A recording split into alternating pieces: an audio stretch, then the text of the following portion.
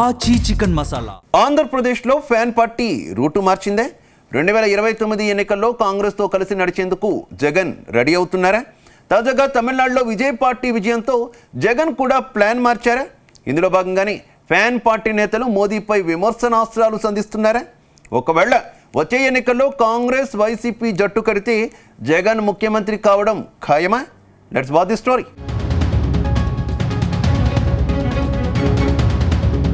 ఆంధ్రప్రదేశ్లో అధికారం కోల్పోయాక వైసీపీ ఒంటరి పోరాటం చేస్తోంది. జాతీయ స్థాయిలో ఏ పార్టీలో చేరకుండా సింగిల్గా రాజకీయం చేస్తోంది. ఓవైపు తనను జైలుకు పంపిన కాంగ్రెస్ పార్టీని జట్టు కట్టలేక బీజేపీతోనూ పొత్తు పెట్టుకోలేకపోయారు.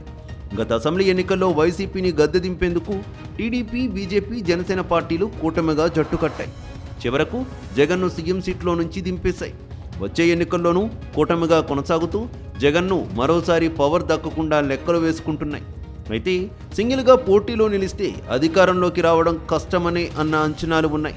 కానీ కూటమి పార్టీలు సింగిల్గా పోటీకి దిగితే జగన్ ముఖ్యమంత్రి అయ్యేందుకు లైన్ క్లియర్ అవుతోంది. ఈ నేపథ్యంలో కూటమి పార్టీలను గద్దె దింపేందుకు వైఎస్ జగన్ కాంగ్రెస్ పార్టీతో జట్టు కట్టేందుకు రెడీ అవుతున్నారనే చర్చ తెరలేచింది.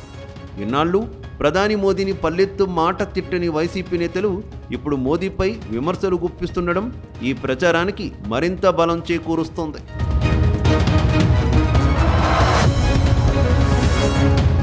తమిళనాడు విజయ్ పార్టీ గెలుపుతో ఏపీలో ఫ్యాన్ పార్టీ రూటు మార్చినట్టు కనిపిస్తోంది. ఇన్నాళ్ళు కాషాయ పార్టీని పల్లెత్తు మాట తిట్టని వైఎస్ జగన్ ఇప్పుడు మోడీని టార్గెట్గా విమర్శనాస్త్రాలు సంధించేందుకు సిద్ధమయ్యారు. తాజాగా ప్రధాని నరేంద్ర మోదీ దేశ ప్రజలకు ఇచ్చిన పిలుపుపై వైసీపీ తీవ్రస్థాయిలో విరుచుకుపడింది. ఇది కేవలం ఒక విధానపరమైన విమర్శ మాత్రమే కాదని, బీజేపీతో తెగదెంపులు చేసుకునే దిశగా పడుతున్న తొలి అడుగని రాజకీయ వర్గాల్లో చర్చ జరుగుతోంది. తాజాగా తెలంగాణ పర్యటనకు వచ్చిన ప్రధాని మోదీ ప్రజలకు పలు సూచనలు చేశారు. ఓ ఏడాది వరకు ప్రజలెవరూ బంగారం కొనొద్దని అన్నారు. అలాగే విదేశీ పర్యటనలు చేయొద్దంటూ కోరారు. అంతేకాదు ప్రజలు విందులు, వినోదాలకు దూరంగా ఉండాలన్నారు. అటు ఐటీ ఉద్యోగులు వర్క్ ఫ్రమ్ హోమ్ చేయాలని, మెట్రోలో ప్రయాణించాలన్నారు. అయితే ప్రధాని మోదీ కామెంట్స్ పైన మాజీ మంత్రి పేర్ని నాని తీవ్రస్థాయిలో విరుచుకుపడ్డారు. ప్రజలకు నీతులు చెప్పే ముందు ప్రధానమంత్రి ఆ సూత్రాలను స్వయంగా ఆచరించి చూపాలని ఎద్దేవా చేశారు. దేశం ఎదుర్కొంటున్న ఆర్థిక ఇబ్బందులకు ప్రజలే కారణమన్నట్టుగా ప్రధాని వ్యవహరించడం బాధ్యతారాహిత్యమని మండిపడ్డారు. ముఖ్యంగా బంగారం కొనుగోళ్లు ఆపాలని, విదేశీ పర్యటనను వాయిదా వేసుకోవాలని ప్రధాని చెప్పడం హాస్యాస్పదంగా ఉందని విమర్శలు గుప్పించారు.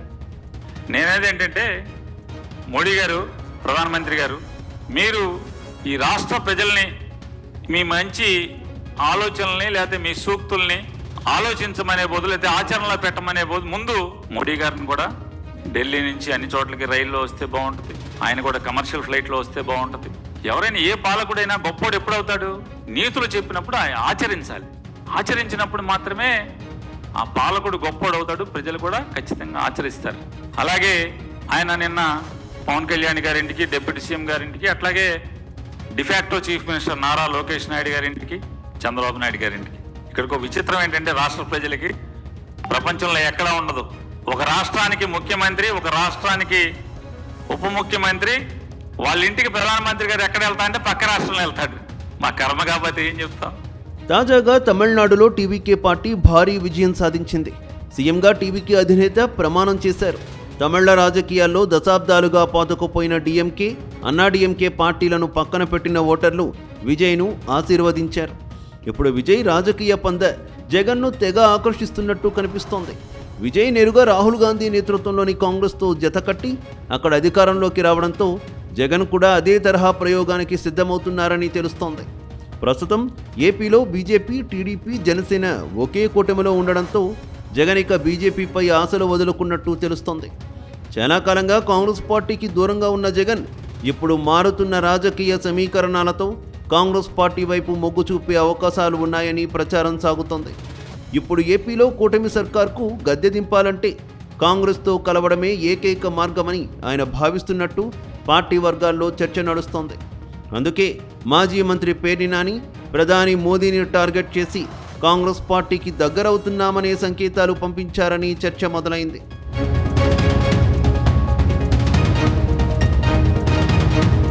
ప్రస్తుతం ఏపీలో టీడీపీ, బీజేపీ, జనసేన కూటమి బలంగా ఉంది. రానున్న 10-15 ఏళ్లు తామే అధికారంలో ఉంటామని కూటమి నేతలు ప్రకటిస్తున్నారు. ప్రస్తుత పరిస్థితుల్లో జగన్ నేరుగా ఢీకొన్న అధికారంలోకి వస్తామన్న గ్యారంటీ లేకుండా పోయింది. అందుకే జగన్ ఇక తన పోరాటాన్ని నేరుగా కేంద్రంపైకి మళ్లించాలని నిర్ణయించుకున్నారు. గతంలో విభజన హామీలు, ప్రత్యేక హోదా విషయాల్లో కేంద్రంపై మెతక వైఖరి అవలంబించారనే విమర్శలను చెరిపివేసేందుకు మోదీని నేరుగా టార్గెట్ చేస్తున్నారన్న అభిప్రాయం వినిపిస్తోంది. ఇటీవల పార్లమెంట్లో ప్రత్యేక హోదా అంశాన్ని వైసీపీ ఎంపీలు ప్రస్తావించారు.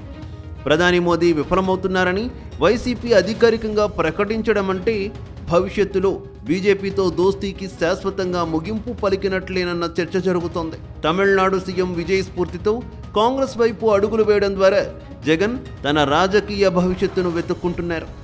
ఒకవేళ జగన్ నిజంగానే కాంగ్రెస్తో జట్టు కడితే అది ఏపీలో మాత్రమే కాకుండా జాతీయ స్థాయిలో కూడా పెద్ద సంచలనంగా మారే అవకాశం ఉందని ప్రచారం సాగుతోంది.